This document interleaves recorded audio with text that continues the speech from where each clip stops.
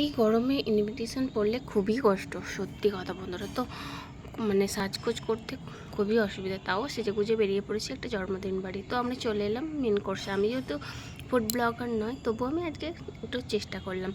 তো প্রথমেই দিয়ে দিয়েছিল কাটলেট বা ফিশ ফ্রাই আর কাসুন্দি, আর এখানে ছিল কার জন্মদিন, রাইর জন্মদিন। তো আমরা চলে গিয়েছিলাম রাইর জন্মদিনে। তো তারপর দিয়ে দিল নান আর কিমা চানা।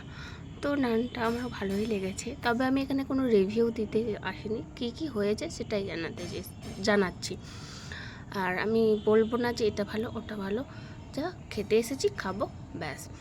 তো এই তো কিমা চানা দিয়ে একটু নানটা খেয়ে নিলাম, বেশ ভালোই লাগলো। তো অপর দিকে আমাকে একটু কোনো হাসাচ্ছি, যার কারণে আমি হেসে ফেলেছি। তো খেতে খেতে হাসতে নেই, বিষম খাওয়ার ভয় থাকে। যাই হোক, তারপর দিয়ে দিয়েছিলো বাটার চানা মশলা, কিন্তু আমি খাই না, সাইড করে দিয়েছি। তারপর দিয়ে গেছিলো বাসন্তী পোলাও, বাসন্তী পোলাওটাও খুবই সুন্দর হয়েছিল। তারপর দিয়ে গেছিলো মাটনে ছিল চর্বি ভর্তি, সেই জন্য আমি ডাস্টবিনটাকে ভর্তি করলাম, কারণ আমি চর্বি খাই না। যেহেতু আমি মাটন খেতামই না, কিন্তু এখন একটু একটু ট্রাই করা শিখেছি। আর এই নাল্লি সবাইকে আমি ভিডিওতে দেখেছি খেতে, তাই আমিও ওরকম টুকে টুকে বের করার চেষ্টা করলাম, কিন্তু কিছুতেই বেরোলো না, তাই মুখে নিলাম, তা দিয়ে টানলাম শ্বাসটা। সবাই ভিডিও করে, আমিও করলাম। আর আমি দাদাদের বললাম আমাকে কিন্তু নাল্লি পিসি দেবে, তো তারা তাই দিয়েছিল। তারপর খুব তেষ্টা পেয়ে গিয়েছিলো, একটু জল খেয়ে নিলাম। তারপর চলে এলো চাটনি আর লাউ পাঁপড়।